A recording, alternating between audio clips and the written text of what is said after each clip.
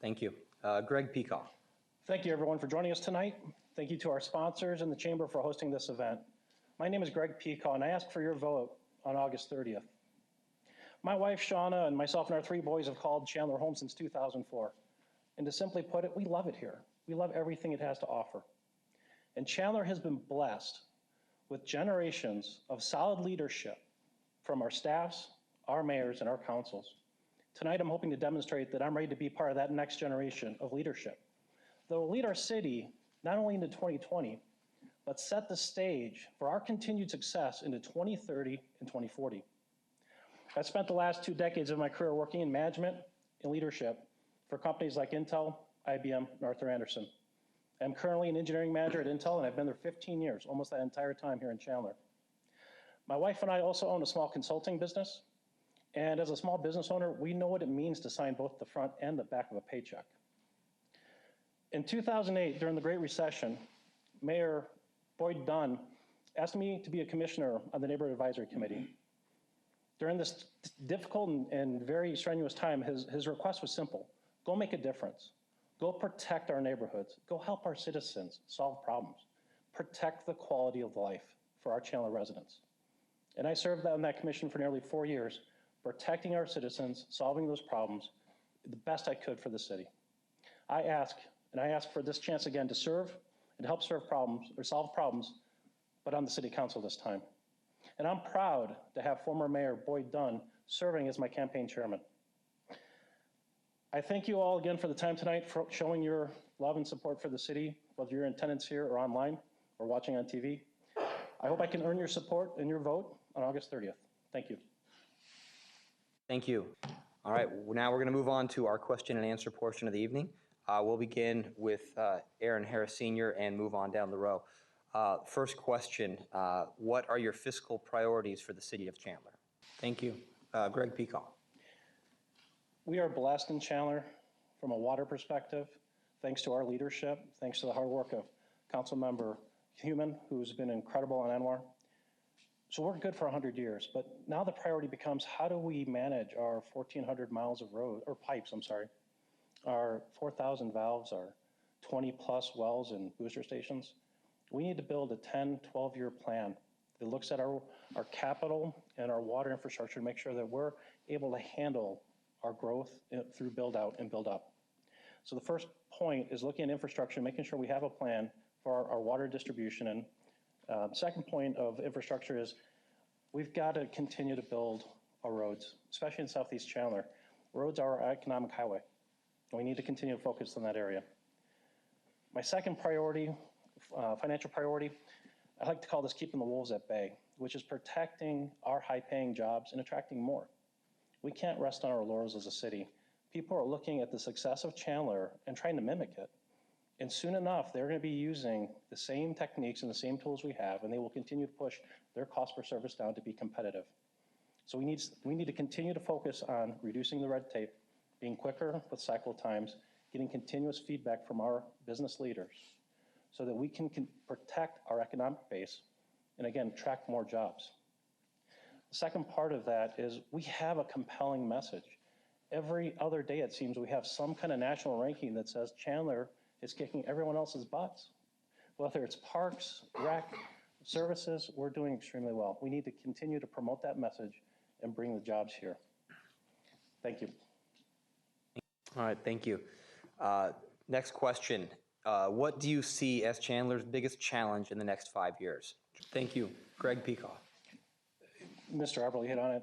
Our biggest challenge is going to be managing effectively our build out and then build up. Our general plan that our citizens are going to be voting on and hopefully will approve shortly lays a great foundation for our next 10 years.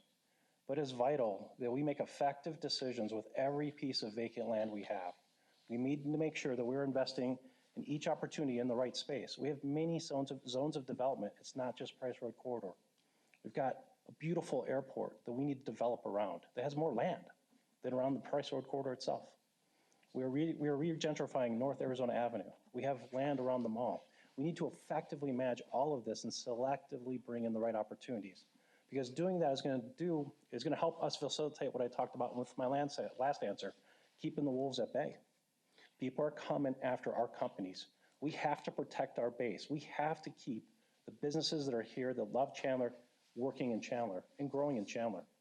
If we can do that, and we can maintain our beautiful budget situation, our incredible tax rates, all the other economic advantages we have as a city, we will be able to effectively manage the build-out process and set ourselves up for not just, again, 2020, but 2030, 2040, and hopefully for my grandchildren, 2050. So that is what I see as the biggest challenge. Thank you. All right, thank you. The next question. What role do you see the Chandler Chamber of Commerce playing in economic development efforts? We'll start with Matt Eberly. Thank you. Gregg Pekau.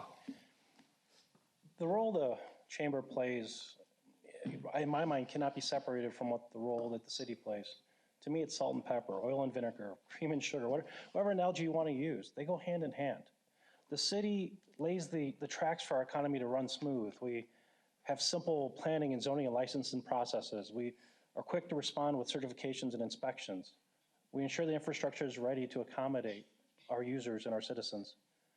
We keep our tax burden and our regulations low, and we seek continuous feedback. That's the role of the city, but really, if we're laying the tracks, the chamber is firing the economic engine.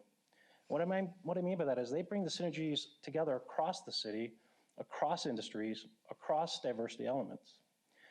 They represent all businesses, not just the big corporations like PayPal and Intel, but the small mom and pop brick and mortar businesses. They represent everyone. They make sure every voice is heard so that we understand what we need to go do. And the role, if you think of it, it's partnering with the city on priorities and investment and strategic investment opportunities. If you think of our general plan process, the chamber was there throughout the entire process, influencing our next 10-year plan. That's the role. Show us what needs to be done. Help us understand where our innovation zones need to be. Where's the best place to grow technology and new skills? Help us understand where our education, whether it's a local school district or private school or universities, where we need their skill sets to grow so that we can accommodate the members of the chamber and their future jobs. So to me, it's salt and pepper, oil and vinegar, or any other analogy. You can't do one without the other, and the chamber is just as important as any other part of the equation. Thank you. All right, thank you. We're going to move on to the next question. What is your vision for the future of downtown Chandler? We'll start with Gregg Pekau. We have an incredible downtown Chandler. It's somewhere my wife and I frequent very often. We bring the kids. I think what we'll see is a continuation of commerce or commercial elements coming in to provide the steady flow of high density, not residents, but people that come into the restaurants, come in and consume the great products we have in downtown and to shop in the local shops. We need that right combination of commerce plus retail plus restaurant to service that community. What I do see that we need to address, and this is my one struggle as a parent, I feel that we as a city have lost on play of recent to some of our surrounding cities. And that doesn't mean that the council's done a poor job. I've said nothing but great things. But I see, when I talk to families more and more often, they're not going to downtown Chandler with their 2 or 3 children. They're going to Top Golf in Gilbert. They're going to Dave & Buster's in Tempe. They're going to Main Event in Ahwatukee. They're going to Gilbert Hollywood Studios in Gilbert. We need to have that right element of play. And downtown Chandler is a prime example. We host events all the time. We bring concerts. We bring fairs. We bring so many visitors down there. We have to offer something more than just a chance to have a meal and a visit, a fair. We have to have something that's an entertainment. And it can't just be adult focused. So that's the one thing I would like to see us address, and that's no criticism of the current council. We had a movie theater that backed out. That's understandable.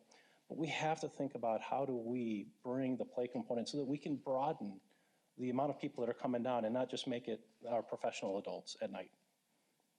Thank you. Next question. What do you believe is the future of multimodal transport in Chandler? Sam Wong. Thank you. Gregg Pekau. This question it hits close to the heart coming from a technology innovation company. If you look at our trends today in technology and our rapid pace of innovation, investing in fixed-based costly infrastructure that doesn't have high ridership and doesn't support itself doesn't make a lot of sense. And if you look at Chandler and you look at what it takes to do light rail, it's very specific that you have to have a high density commercial and residential sectors. That's a fact. And if it's going to come along Arizona Avenue, we don't have that today. In our general plan that we're laying out for the next 10 years, we talk about trying to build some of that density and then studying it. As Mr. Rapar said, we're 25 years away. I don't believe we'll ever see light rail in Chandler because technology is moving way too fast. Just look at our lives right now. You've got driverless cars. You've got drones flying over your house, whether you realize it or not. In your lifetime, in our lifetime, we will see above ground transportation that is driverless. That's where the technology is going. So when I look at multi-module transportation that requires fixed-based assets, that has low usage, has limited ability to adapt to the future, I don't see us investing in that. I see us going with technology and innovation and moving more towards driverless technologies. So I am not a big supporter of light rail. All right, thank you. This wraps up the question and answer portion of the forum, and so we'll now move on to our closing statements. Gregg Pekau. August 30th is a critical election for Chandler's future. Our next generation of leadership, which we'll be electing, has to understand our city's history, our struggles, our growing pains, our successes, and most importantly, our strategies that got us here where we are today. We're all sitting here boasting about how great this city is. Chandler has become not only one of the best cities in the state, but in all of America. I hope I've demonstrated tonight that I have the right combination of business experience, both corporate and small, that combine that with my civic leadership and service. And I hope I've demonstrated that I have the right skills from strategic thinking to customer orientation and problem solving, that this combination gives you confidence in voting for me as part of that next generation of leadership. When I got into this race, I was immediately humbled by an outpouring of support from our local leaders. I mentioned before that former Mayor Boyd Dunn is my campaign chairman, and I'm proud to have him. I'm also blessed to be endorsed by former Mayor Jerry Brooks, current Councilwoman Nora Ellen, who needs to be reelected, Councilmember Renee Lopez, happy birthday, Councilman. Our state representatives in this area, J.D. Mesnard, Jeff Winiger, and Joe Norgard, our state senator, Steve Yarbrough, our county supervisor, Denny Barney. All those names have served Chandler or are currently serving Chandler today in some capacity. I have support from outside of Chandler as well. Attorney General Mark Brnovich has endorsed me. Arizona Corporation Commissioner Tom Faries has endorsed me, as well as Mayor-elect in Gilbert, Jen Daniels. I'm honored that they have placed their trust and confidence in myself to become a part of Chandler's long legacy of outstanding leadership. I thank you all for coming here tonight, for showing your love and support of Chandler. For those that watched online, thank you. I hope I can earn your vote and earn your support for August 30th. Thank you.